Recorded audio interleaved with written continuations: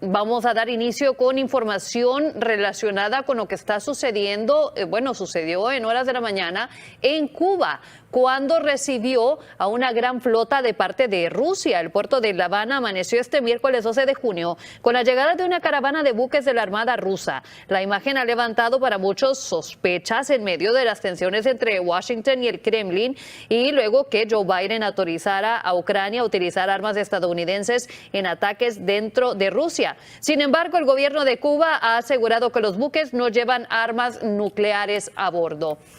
Para hablar un poco más sobre este tema, qué significa para Estados Unidos y sobre todo para la democracia en Occidente, tenemos en este momento desde los Estados Unidos vía Zoom al abogado Carlos Sánchez Berzaín. Él es abogado constitucionalista, máster en ciencia política, máster en sociología, politólogo, miembro fundador del Ateneo Jurídico Boliviano, catedrático, ha sido 5 veces ministro en asuntos latinoamericanos y actualmente vive como asilado político en los Estados Unidos. Es director del Instituto Interamericano por la Democracia. Aquí tengo yo su libro, que es uno de mis favoritos, sobre los ensayos sobre la libertad y las democracias en las Américas. Le doy la bienvenida y muchísimas gracias por encontrarse con nosotros. Mucho gusto, buenas tardes, un saludo a usted y a toda su importante audiencia. Si esto que está pasando en estos momentos en Cuba por parte de Rusia significa una amenaza para los Estados Unidos, debe de importarle esto a los Estados Unidos, porque en las últimas declaraciones le restó importancia a este tema. Para analizar este tema hay que mirar el contexto mundial en este momento. En el siglo XXI, el eje de confrontación entre los países es la agresión de las dictaduras contra la democracia. Eso es muy patente en las Américas, donde la dictadura de Cuba, que era al empezar el siglo, una sola dictadura, se ha expandido a través de lo que es el sistema del socialismo del siglo XXI, fundada en la riqueza de Venezuela, y ha instalado dictaduras que dependen de Cuba, en Venezuela, en Bolivia, en Nicaragua. Pasó por ahí el Ecuador con Correa, pero ya recuperaron su condición democrática. Además de ese elemento, hay otro elemento que es el del concepto de que estamos viviendo la Primera Guerra Global. La Primera Guerra Global la defino como esta confrontación en la cual ningún Estado puede ser neutral, ningún Estado deja de participar en la confrontación que se da a partir de la invasión de Rusia a Ucrania. Y la guerra global tiene como característica de que el frente de batalla está reducido a uno o varios espacios territoriales entre pocas partes. Hoy día hay 2 frentes. El frente de la invasión de Rusia a Ucrania, la guerra es entre Rusia y Ucrania, pero todo el mundo está comprometido en esa guerra. Rusia está apoyada por China, por Irán, por las dictaduras de las Américas, Cuba, Venezuela, Bolivia, Nicaragua, por Corea del Norte, básicamente por los grupos dictatoriales, y Ucrania está apoyada y sostenida por todo Occidente, por la OTAN, por la Unión Europea, por Estados Unidos, por Japón, por los países democráticos.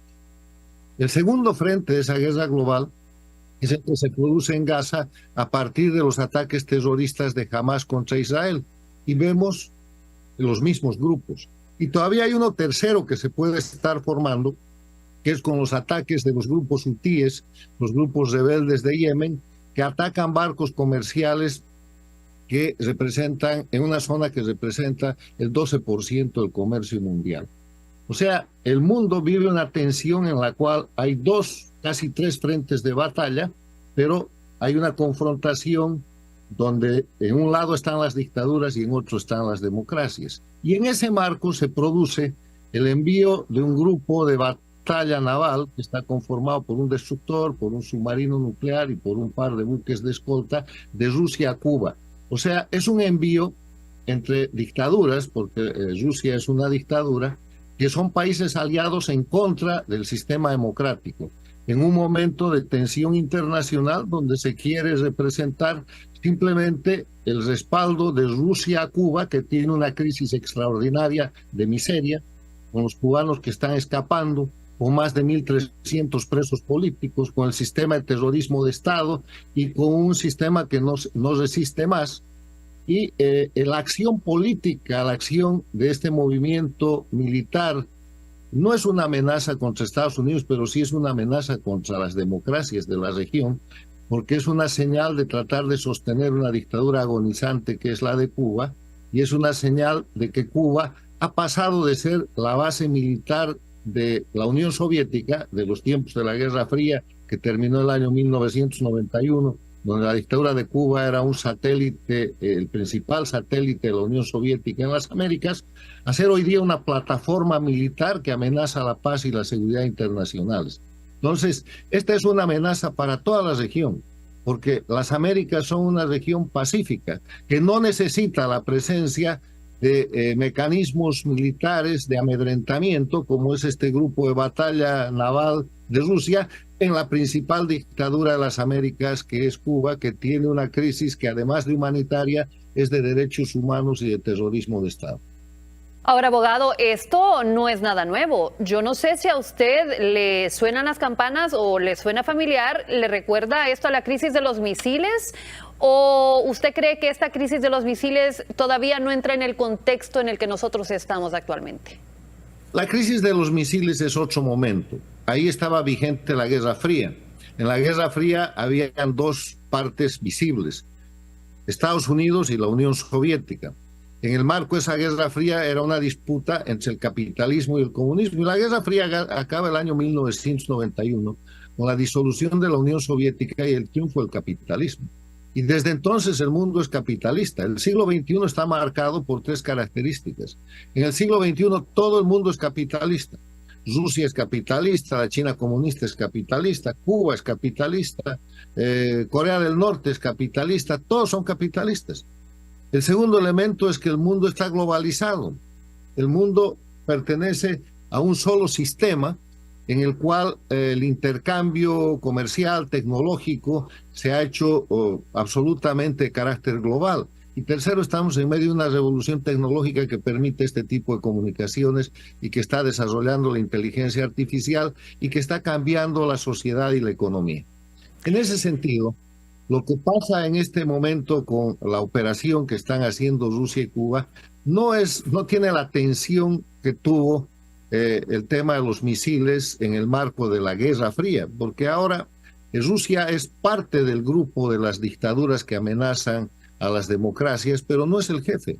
Una de las características que tiene el momento actual es que el grupo dictatorial no tiene un jefe específico, no es la Unión Soviética, que controlaba a todos los países de su órbita. Ahí tiene usted a China, que nunca se va a subordinar a Rusia. Ahí tiene a Rusia, que no se va a subordinar a China. Ninguno de los dos se va a subordinar a Irán, ni Irán tampoco se va a subordinar a Rusia ni China. Pero ellos tienen una coalición en función del enemigo común, que es la democracia, en función del enemigo común que ellos llaman imperialismo. Entonces, ahí es donde Cuba juega un papel que es un papel servil, es un papel de un Estado miserable que necesita petróleo, que necesita alimento, que necesita cualquier tipo de apoyo que permanentemente el dictador Díaz-Canel va a pedir al régimen ruso, y que se lo dan a cambio de este tipo de situaciones. Y por eso es que están entregando soberanía, están entregando integridad y están convirtiendo, y han hecho de Cuba una plataforma para que no solamente Rusia, sino China, Irán y estas dictaduras puedan, a cambio de las dádivas que le dan a la dictadura cubana, utilizar su territorio y realizar operaciones que representan una presencia en la región que geopolíticamente y estratégicamente para ellos resulta importante. Ahora, mire usted también, abogado, que cuando se disuelve en Rusia la URSS, entonces queda ya Rusia en un papel bastante secundario porque trata de modernizar su economía y etcétera, pero en Brasil y Cuba se va armando el grupo del Foro de Sao Paulo. Y se reactiva nuevamente un tipo de comunismo que ahora le llaman el socialismo del siglo XXI aquí en América. Y entonces ya Cuba ahí no juega un papel tan secundario, ya Cuba pasa a ser uno de los actores principales, por lo menos en América. Recordamos las declaraciones además de Putin cuando dijo que ellos le iban a proveer armas a sus aliados en respuesta al apoyo que le está dando Rusia a Ucrania. Y también podría representar en este momento Cuba una posición geográfica militar estratégica. Y usted menciona aquí en su libro, a propósito de esto, el urgente rol de los Estados Unidos. Todo esto está relacionado. Entonces, ¿cómo Estados Unidos debería de responder?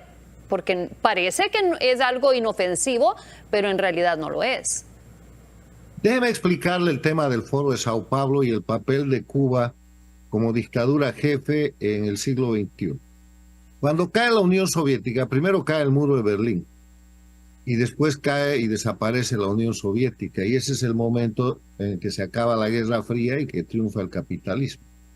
Entre la caída del muro de Berlín y la desaparición de la Unión Soviética, la dictadura de Cuba se queda sola.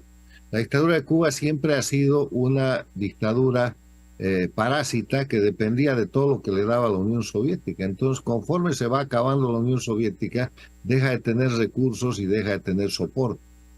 Entonces, el dictador cubano Fidel Castro busca un espacio de soporte económico y político y lo encuentra en el Brasil, con Lula da Silva, que tenía el manejo del dinero de los trabajadores del Brasil con lo que es el Partido de los Trabajadores. Y el año 1990 crean en el Brasil el Foro de Sao Paulo. Si usted revisa el acta de constitución del Foro de Sao Paulo, el Foro de Sao Paulo se crea como un mecanismo de reacción después de la caída del muro de Berlín, y así lo dice literalmente, de reacción al imperialismo con el propósito de multiplicar los ejes de confrontación para seguir atacando al capitalismo. Desaparece la Unión Soviética y durante toda la década del 90, que de los 35 estados que tienen las Américas, uno solo era dictadura, que es Cuba, y 34 eran democracias.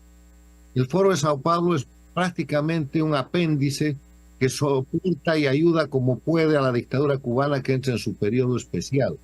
Periodo de miseria, hasta que el año 1999 llega Hugo Chávez a la presidencia de Venezuela y primero da dinero, después da petróleo y después crean entre Fidel Castro, muy simultáneamente, Hugo Chávez y Lula da Silva, lo que empieza siendo el movimiento populista bolivariano y que hoy día se llama el socialismo del siglo XXI. Y que durante todo el siglo XXI, con el dinero venezolano y el saber hacer criminal de la dictadura cubana, han llevado adelante un proceso de destrozo de las democracias en las Américas, han ampliado las dictaduras de 1 a 5, hoy día son 4, han desestabilizado toda la región, han constituido los narcoestados de Cuba, Venezuela, Bolivia y Nicaragua, que son narcoestados, y han organizado además gobiernos paradictatoriales.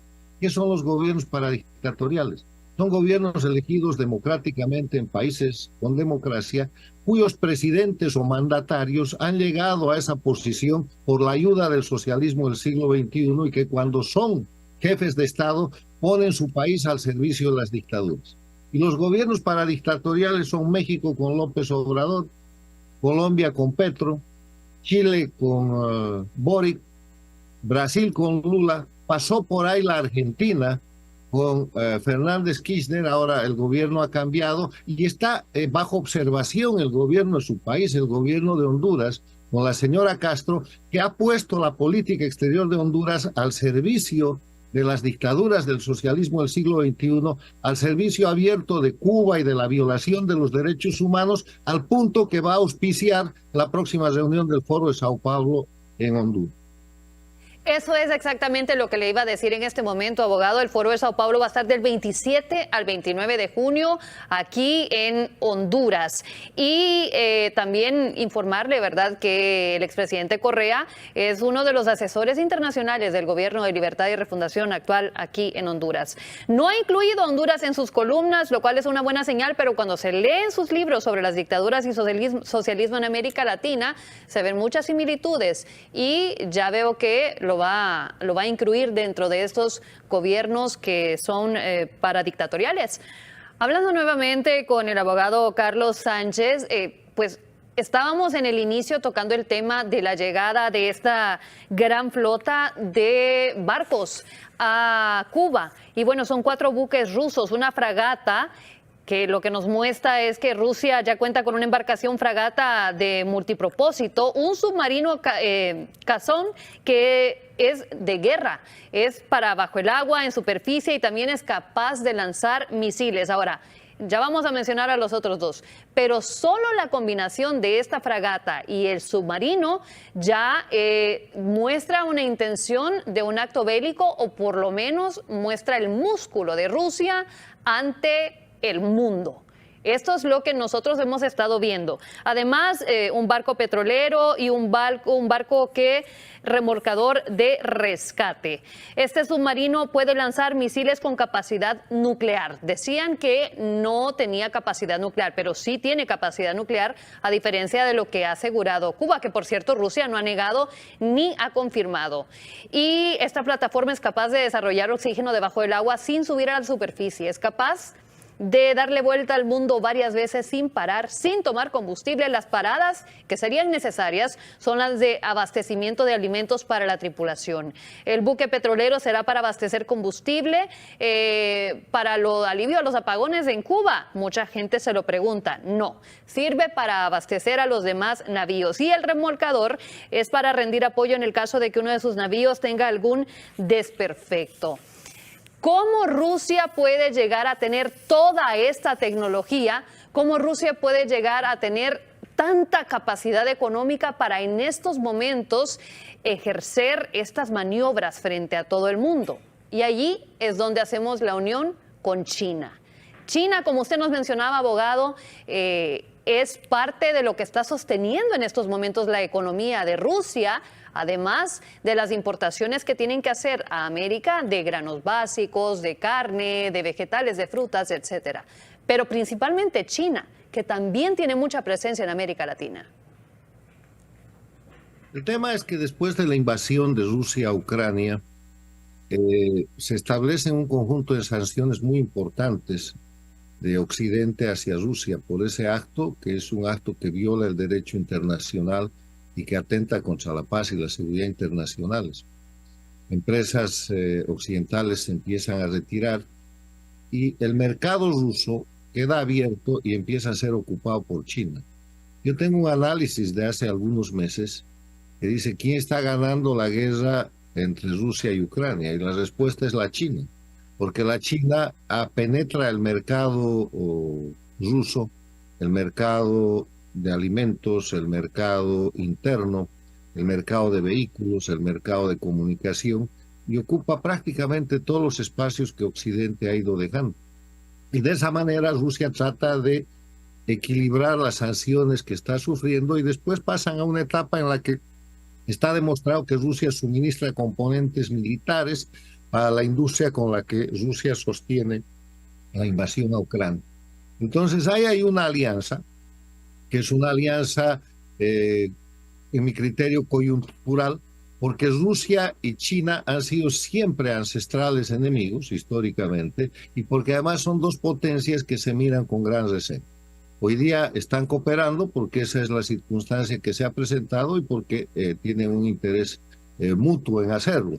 China gana mercado, China está abriendo espacios para la venta de sus productos y Rusia está sobreviviendo de una mejor manera. Ahora, lo que hay que ver en el tema de la presencia de esta flotilla rusa en Cuba es la miseria de la dictadura cubana. Es el nivel de subordinación de esa dictadura, que para recibir dádivas y ayudas del régimen ruso tiene que poner en riesgo su soberanía, pone en riesgo todo lo que es su sistema, y se subordina a Rusia, porque hoy día lo que vemos es una Cuba subordinada. Por eso quiero afirmar un concepto. Cuba, la dictadura cubana, ha pasado de ser la base de la Unión Soviética, ya disuelta, a ser la plataforma de la Rusia actual. y está dispuesta a darle cualquier tipo de mecanismo que atente contra la paz y la seguridad internacional de las Américas, no solamente de Estados Unidos, a Rusia, a China o Irán, a cambio de migajas que necesita para sobrevivir. No se olvide que en el último año han pasado por Cuba el presidente que acaba de fallecer de Irán, el dictador, ha pasado por allá el canciller ruso, ha pasado por allá la más alta representación diplomática china, y lo hacen después de visitar Nicaragua, Venezuela, y toman ahí definiciones sobre las riquezas de la otra dictadura más marginal que es Bolivia. Entonces, aquí lo que hay que tener es un enfoque de carácter regional y de carácter global. El problema en las Américas es que hay dictaduras, y las dictaduras lideradas por Cuba son una amenaza a la paz y la seguridad internacionales. Esas dictaduras se sostienen en gobiernos paradictatoriales porque se meten en campañas electorales en países democráticos, financian con el dinero de los narcoestados, financian con el dinero del terrorismo y financian ilimitadamente, más allá de lo que son las normas legales internas, candidatos que una vez que llegan a la presidencia, como López Obrador en México, como Boric en Chile, como Petro en Colombia y como Lula en el Brasil, ponen los países y la política exterior al servicio de las dictaduras, circunstancia en la que está incurriendo también la presidenta de Honduras con gran notoriedad en su política exterior y con extrema prueba al hacerse la base o el escenario para auspiciar una reunión del Foro de Sao Paulo, que es uno de los mecanismos criminales de desestabilización que tiene el socialismo del siglo XXI.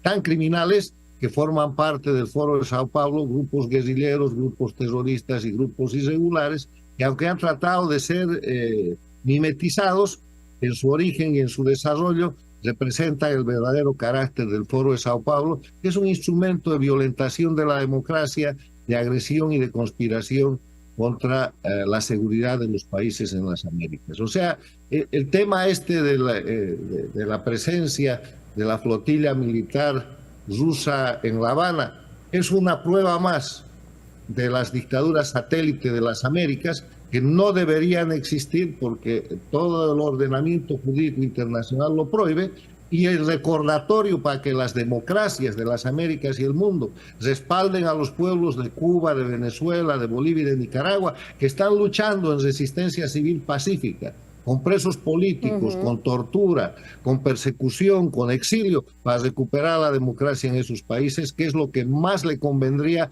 a la región para volver a ser una región de paz y seguridad. Ahora menciona usted también en su libro, abogado, que las sanciones que impone el derecho internacional ya no son suficientes y que es necesario que se tomen medidas un poco más drásticas, pero también dentro del derecho internacional se dice que es para cooperación y coexistencia y no una injerencia directa. ¿Qué cree usted que podría ser estas acciones que se pueden tomar?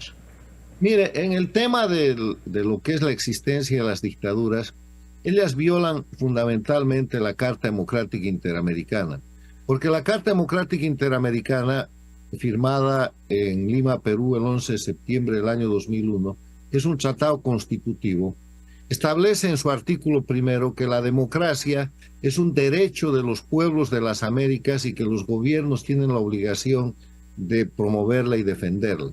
Y en su artículo tercero determina los elementos esenciales de la democracia: el respeto a la libertad y los derechos humanos, la separación e independencia de los poderes públicos, la vigencia del Estado de Derecho, el acceso al poder y su ejercicio con sujeción al Estado de Derecho, la libre organización política y en base a esos elementos la celebración de elecciones libres y justas, periódicas, fundadas en el voto universal como expresión de soberanía popular. Ninguno de esos elementos existe en dictadura, pero lo que le falta a la Carta Democrática Interamericana son elementos de coacción, de presión, por ejemplo, de sanciones colectivas. El problema de las sanciones respecto a las dictaduras de Cuba, de Venezuela y de Nicaragua, que en este momento tienen sanciones, es que son sanciones parciales de determinados países. Por ejemplo, Cuba sufre sanciones de Estados Unidos y de algunos otros países de la Unión Europea. Venezuela sufre sanciones de la Unión Europea, de Estados Unidos y de Canadá. Nicaragua sufre sanciones de algunos de estos países, pero no son sanciones inhabilitantes, son sanciones dirigidas a los miembros de las dictaduras, les quitan las visas, los impiden a realizar determinados actos comerciales. El dictador de Venezuela, por ejemplo, está juzgado internacionalmente y tiene un mandamiento de captura internacional con 15 millones de dólares de recompensa si lo capturan. Cosas de ese tipo. Esto debería ser un sistema de sanciones colectivo, en el marco de lo que son las sanciones colectivas como institución instituida o habilitada en la creación de la Organización de Naciones Unidas, o sanciones como las que, por ejemplo, la comunidad internacional hoy día le está imponiendo a Rusia, que son sanciones destinadas a evitar no solamente la amenaza, sino a terminar con la dictadura, porque la existencia de las dictaduras son un hecho anómalo. Y el hecho de que Cuba tenga 65 años de dictadura, Venezuela tenga 25 años de dictadura, Bolivia tenga cerca de 20 años de dictadura y a Nicaragua haya vuelto a la dictadura desde el año 2007, es una cuestión que los propios países democráticos tienen que empezar a hacer conciencia, porque de ahí nace la desestabilización de sus gobiernos. De ahí nace, por ejemplo, una de las más grandes amenazas de los últimos tiempos contra los pueblos de las Américas, que es la migración forzada.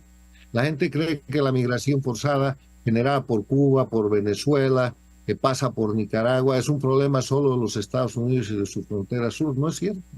Hay más de 1 millón de migrantes venezolanos en el Perú, otro tanto en Chile, han penetrado Colombia, alteran las economías y aunque los países los reciben con afecto y con consideración, llega un punto en que las economías, los sistemas de salud, los sistemas educativos sufren y eso representa una amenaza, amén del crimen que va junto con esas migraciones forzadas, que representa una amenaza de desestabilización. O sea, todas las Américas y los países de tránsito, como son los países centroamericanos, y que se han vuelto también países expulsores, sufren estas consecuencias que son generadas por las dictaduras. La gente no quiere salir de su país, pero sale de su país porque hay hambre, porque hay violencia, porque no hay seguridad, porque hay dictadura. La manera de frenar la migración es devolverle la democracia a los países que son los principales expulsores y mejorar la democracia en los países que por diferentes razones se acercan a la sombra de las dictaduras para protegerlas y para sostenerlas. Continuamos en este momento conectados hasta los Estados Unidos con el abogado Carlos Sánchez Berzaín en esta conversación que estamos teniendo. Y pues una última reflexión. ¿Usted cree que los países que ya se encuentran en dictaduras van a poder salir de estas como una lucha interna o una presión internacional? Y además una reflexión o un llamado para aquellos países que están en vías de dictadura. Las dictaduras están en decadencia, las dictaduras están cayendo. Por 4 razones. Si usted se fija en Cuba, en Venezuela, en Bolivia y en Nicaragua, absolutamente todos están en crisis económica. Cuba y Venezuela en miseria, Nicaragua en decadencia, Bolivia en una crisis económica en la que ahora mismo tienen bloqueos porque no hay gasolina, no hay dólares. Bolivia va en el camino de Cuba y Venezuela. Primero, crisis económica. Segundo, no tiene narrativa. ¿Quién cree el cuento de la revolución cubana hoy día? O el cuento de la revolución bolivariana, o de la revolución sandinista, o del proceso de cambio que vendieron en Bolivia como indigenista. Nadie. No hay discurso.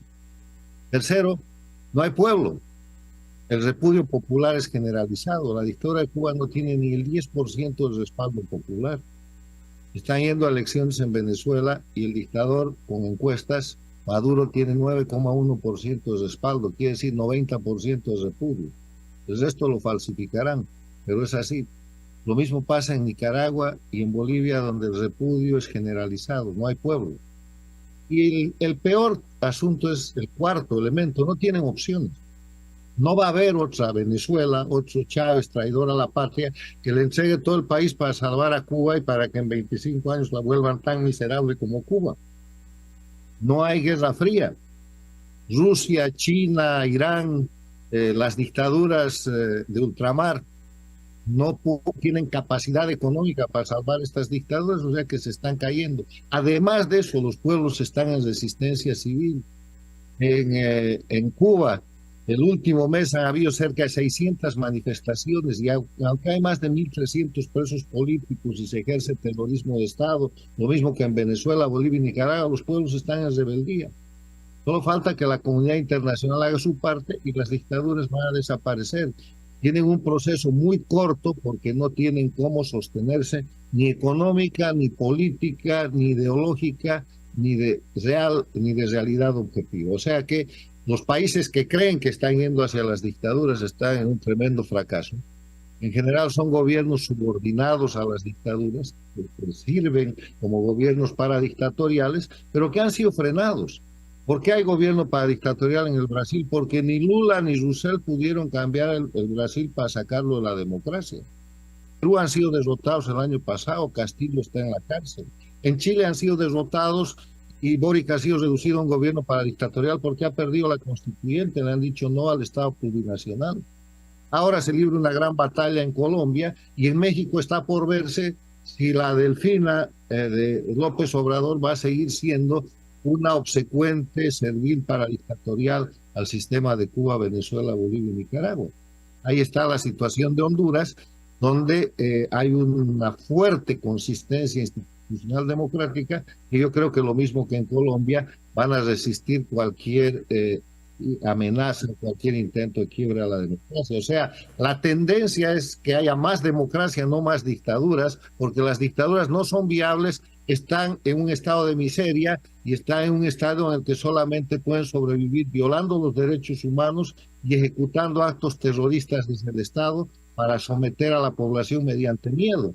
Pero en Cuba ya han sacado un gran eslogan que dice: el hambre mató al miedo, y por eso la gente se está rebelando. Abogado Carlos Sánchez Berzaín, le agradecemos muchísimo por habernos acompañado y habernos ilustrado sobre estos temas.